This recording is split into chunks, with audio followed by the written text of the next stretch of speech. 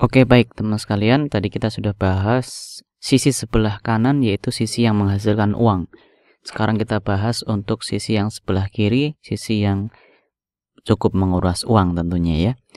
Terbagi jadi beberapa bagian. Key activities adalah aktivitas-aktivitas utama. Ingat ya, prinsip Pareto 80-20. Jadi dari 100% waktu kita ternyata hanya 20% saja yang betul-betul mengefek atau memberikan dampak yang paling kuat bagi bisnis kita. Maka teman-teman harus mengenali 20% itu, dan 20% itu harus didelegasikan ke anak buah kita, dan jadikanlah, kalau kita masih sendiri ya berarti 20% itu adalah fokus dari apa yang kita harus lakukan. Lalu ada juga yang kedua di sini adalah key resource. Key resource adalah sumber daya. Jadi apa yang kita butuhkan supaya semuanya ini berjalan. Jadi semuanya ini berjalan. Ada sebagian untuk key resource, misalkan ada lisensi misalkan, ataupun kalau toko online ya nanti misalkan HP dan sebagainya ya. Ada juga mungkin stok barang dan sebagainya. Terus kita juga butuh key partner. Jadi partner itu untuk semuanya ini berjalan, kita pasti butuh partner. Ya, partner dalam bentuk apapun ya. Jadi partner dalam bentuk apapun. Kita siapa yang perlu kita kontak, dengan siapa kita harus bekerja supaya semua ini bisa berjalan. Karena hampir semuanya hari ini mustahil kalau harus dikerjakan sendiri semuanya ya. Kita butuh partner-partner kunci, kita harus betul tahu partner-partner kunci kita dan siapa partner cadangan kita. Jangan sampai dalam bisnis kita itu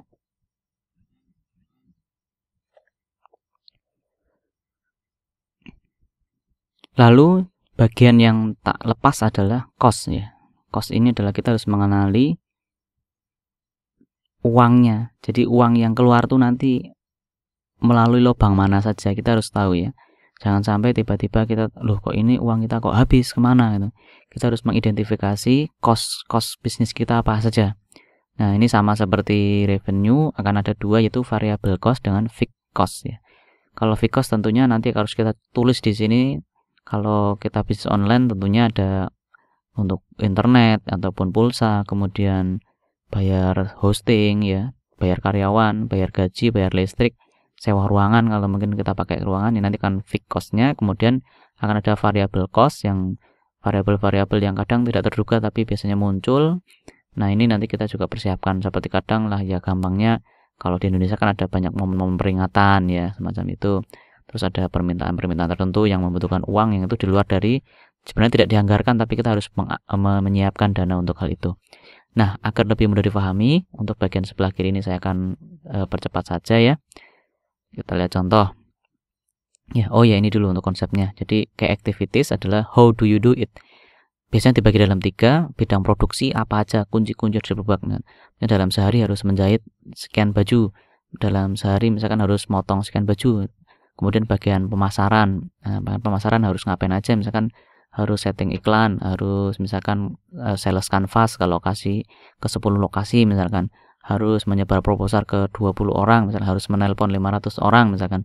Ini harus ditentukan. Kemudian dari bagian operation ya, di bagian operation secara umum ya, maka harus melakukan apa yang harus dicek, apa yang harus diperbaiki, apa yang harus dicermati dan sebagainya. Harus minimal ada tiga semacam itu. Jadi bagian produksi, kemudian bagian marketing, ataupun operation secara umum ya. Nanti kita harus cermati apa aja yang penting-penting dan harus dikerjakan, dan teman-teman sebagai business owner harus memperhatikan itu. Jadi memperhatikan, harus betul berjalan ya. Lalu key resource adalah what do you need ya. Tadi sudah saya sampaikan sedikit. Misalkan bisnis teman-teman butuh lisensi ya, harus punya lisensi. Secara perundang-perundangan harus benar ya, harus benar. Harus ada manpowernya, harus manusia yang mengerjakan itu semua ya. Ya harus disediakan semuanya itu supaya bisnis itu terjaga, dan itu adalah hal yang pokok yang harus dipelihara. Lalu kayak partner, who will help you, siapa yang akan membantu kamu dalam menjalankan bisnis ini, siapa yang akan membantu kamu untuk membuat value proposition ini stabil ya, dan nanti akan betul-betul dirasakan oleh customer segmen kita dengan sebaik-baiknya ya. Lalu what will it cost, cost structure-nya, jadi biaya-biayanya apa aja yang mungkin untuk muncul, kita harus kenali, kita harus pahami. Nah, agar lebih paham kita cek di contohnya. Contoh ya, jadi misalkan ke activities ini memang di sini contohnya masih kurang rinci ya. Misalkan ini SEO gitu. Ya harus dirincikan lagi. Mungkin sehari bikin 4 artikel atau 5 artikel, 10 artikel ya dengan kata kunci pencarian tertentu dan sebagainya. Ini harus dirincikan lebih dulu, ini masih terlalu umum. mengajari sales tentang pengobatan herbal, ya ini ya mungkin penting ya, kan bisnis model kanvas ini bisa di awal, di tengah ataupun di akhir dari proses bisnis kita.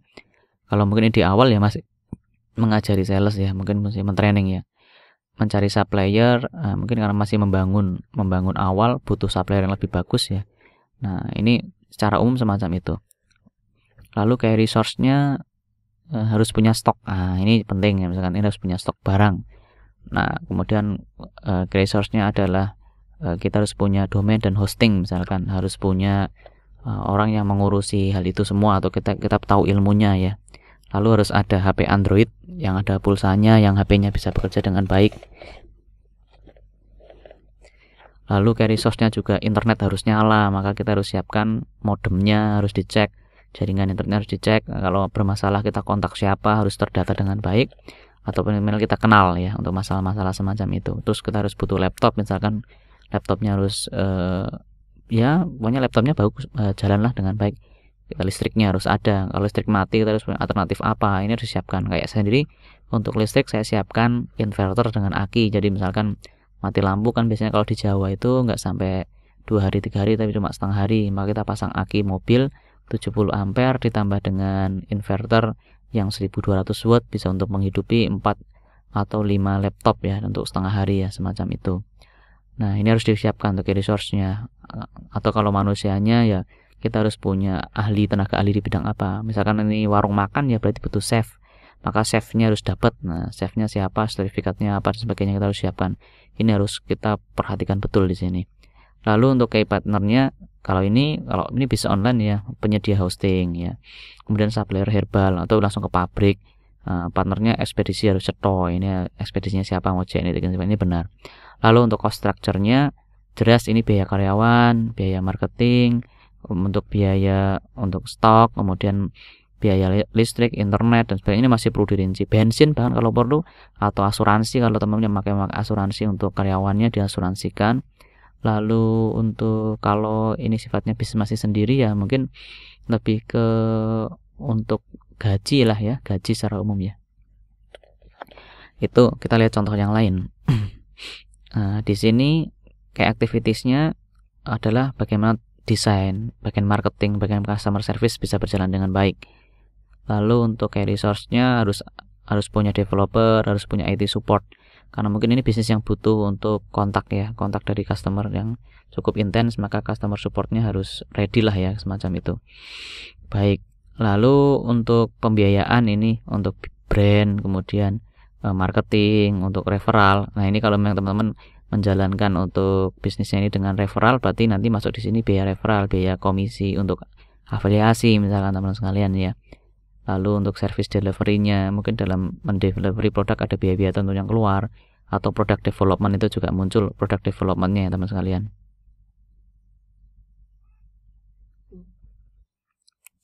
Lalu kayak partnernya adalah penyedia cloud ya, karena ini web berbasis website ya, mungkin ini server ya, cloud, mobile app developer, berarti dia mungkin bisnis ini dia tidak memiliki mobile app developer, maka dia menggunakan partner ya.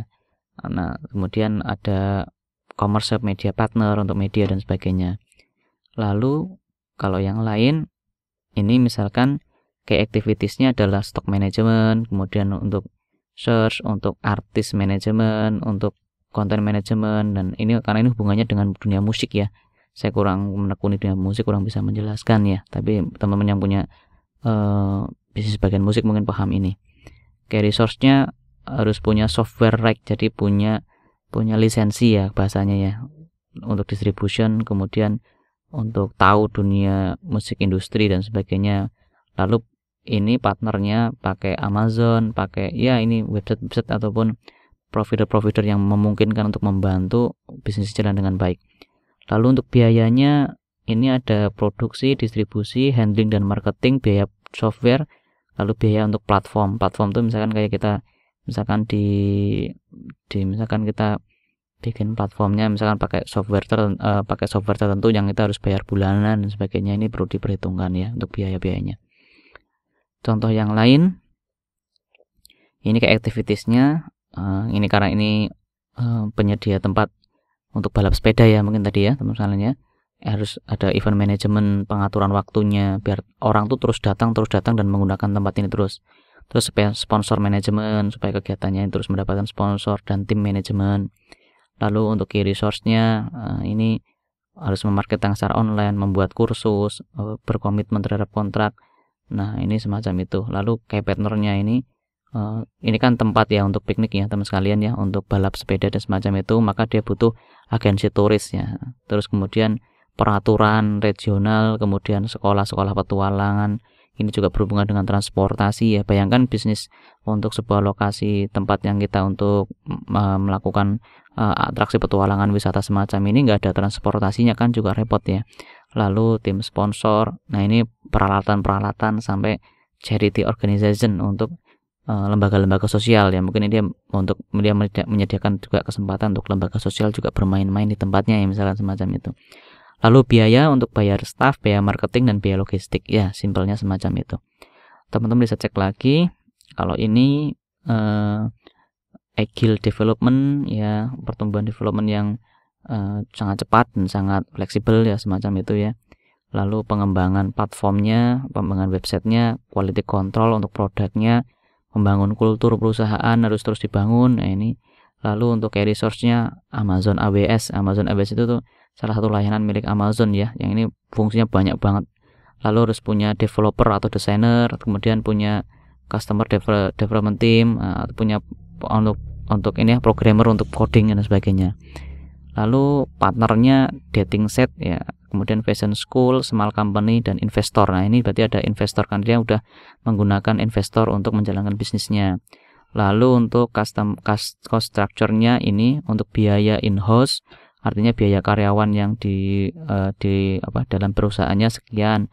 Lalu untuk biaya server, kemudian untuk tools untuk software, kemudian biaya marketingnya semacam ini. Contoh yang lain ini game activities, game creation. Karena ini bisnisnya berbasis game, maka aktivitasnya harus terus membuat game atau bagaimana mengembangkan game semakin bagus. Terus karena game mungkin ada error dan sebagainya, pasti butuh customer support yang tangguh. Lalu maintaining existing game. Nah, misalkan game-game yang dulu-dulu yang sudah dibuat, yang sudah banyak customernya, tentu butuh di-maintain, butuh di-update ya. Ini jualan-jualan semacam ini perlu untuk terus di-update. Lalu key resource-nya harus punya game designer, game artist, developer, dan juga butuh tester. Karena game sebelum di launch keluar atau belum dibagikan ke orang-orang atau dijual, tentunya harus dites ribuan jam untuk memastikan game itu bisa berjalan dengan baik. Lalu juga biaya untuk ini butuh sales dan marketing team. Lalu ada existing games for cross promotion. Jadi untuk mengenalkan game baru, kita tidak perlu membuat istilahnya campaign marketing dari nol, tapi dari game-game yang sebelumnya kita bisa tampilkan, kita lakukan cross selling ya, untuk orang-orang yang menggunakan game yang dulu itu juga belajar ataupun tertarik dengan game-game baru yang sudah kita pasarkan. Nah, mengenai partnernya ini Facebook, mungkin karena iklan dengan Facebook, kemudian PayPal, kemudian ini ada banyak istilah-istilah yang saya kurang tahu ya. Ataupun ini mungkin toko-toko yang menjual CD game ya, mungkin semacam itu. Bagian cost structure-nya ini dikenalkan di sini ada biaya-biaya untuk operasi bisnis ya, untuk melakukan penjalanan bisnis seperti gaji dan sebagainya. Lalu research and development game, maintenance. Ini maintenance kan untuk game-game yang lama diperbarui scriptnya, diperbarui software-softwarenya, ini juga membutuhkan biaya. Lalu membuat fresh content ya, kemudian promosi, kemudian fan meet up. Jadi kalau ini bisnisnya udah gede kan dia buku gathering semacam itu ya. Nah itu tentu membutuhkan biaya. Nah harus disiapkan, harus dirancang sejak awal. Nah saya mau bikin gathering, uangnya jangan saya mendadak. Sampai misalnya kalau di Indonesia kan ada tradisi seperti gaji lebaran itu ya. Jadi ada THR juga harus disiapkan sejak awal. Jangan sampai THR itu nanti hanya dibebankan pada 1 bulan, maka akan sangat berat untuk usaha teman-teman sekalian. Nah itu ya teman sekalian, untuk bagaimana merancang bisnis. Paling enggak 1, 2, 3, 4, 5, 6, 7, 8, 9 kolom inilah yang teman-teman perhatikan, dan ini jadikan sebagai dashboard. Yang namanya dashboard itu ya seperti kita naik mobil atau naik motor ya. Kita akan tahu betul arah pergerakan jarumnya. Oh ini kecepatannya 80 ya, karena kondisi kendaraan kayak gini apakah bisa untuk ngebut misalkan. Misalnya kalau kita pakai mobil kan ada panel temperatur. Wah temperaturnya segini, kira-kira mobil ini harus pelan apa buat ngebut. Nah, ini fungsinya adalah sebagai dashboard semacam itu teman-teman sekalian. Nah, teman-teman sekalian, ketika nanti value-nya ini dirubah, tentunya elemen-elemen lainnya itu juga akan harus mengikuti supaya value ini bisa terdorong dengan baik. Nah, itu teman sekalian perancangan bisnis berdasarkan bisnis model Canvas. Saya berharap teman-teman bisa mendapatkan insight yang baik sehingga bisa dirancang. Nah, teman-teman kalau yang mau membuat bisnis model Canvas, ada namanya Canvas Nicer kalau nggak salah ya. Canvas saya bisnis ya, ada namanya Canvas apa istilahnya ya. Nah, ini Canva Nicer ini kalau buat teman-teman mau buat bisnis model Canvas ya. Jadi untuk memetakan rancangan usaha, nanti tinggal masukkan ini Canvas, email, kemudian kode ini, nanti teman-teman sudah bisa memulai membuat rancangan bisnis model Canvasnya ya. Ya, di sini juga ada ringkasan sedikit berkaitan dengan materi tersebut. Dan materi yang lain bisa googling ya, untuk bisnis model Canvas cukup banyak karena ini adalah desain ilmu dasar dan paling tua yang dikembangkan oleh Alexander Osterwalder ini untuk sudah digunakan oleh ribuan bisnis di dunia, dan saya yakin akan memudahkan teman-teman untuk merancang bisnis ataupun merancang kira-kira bagaimana bisa mendapatkan uang secara online maupun offline ya. Karena online ataupun offline pada dasarnya harus memahami proses bisnis ini. Bisnis model Canvas ini sebagai dasar yang sangat kuat untuk Anda. Baik, silahkan mulai merancang berdasarkan bisnis model Canvas, dan kita akan lanjutkan untuk ketemu di Lean model Canvas insyaallah di kesempatan yang akan datang. Terima kasih, semoga bermanfaat ya. Nanti kalau teman-teman sudah jadi untuk desainnya, bisa kirim email atau komentar di bagian bawah blog ini ya, ataupun di bawah video-video ini. Makasih, salam jumpa kembali insyaallah besok di Lean model Canvas ya. Jayo.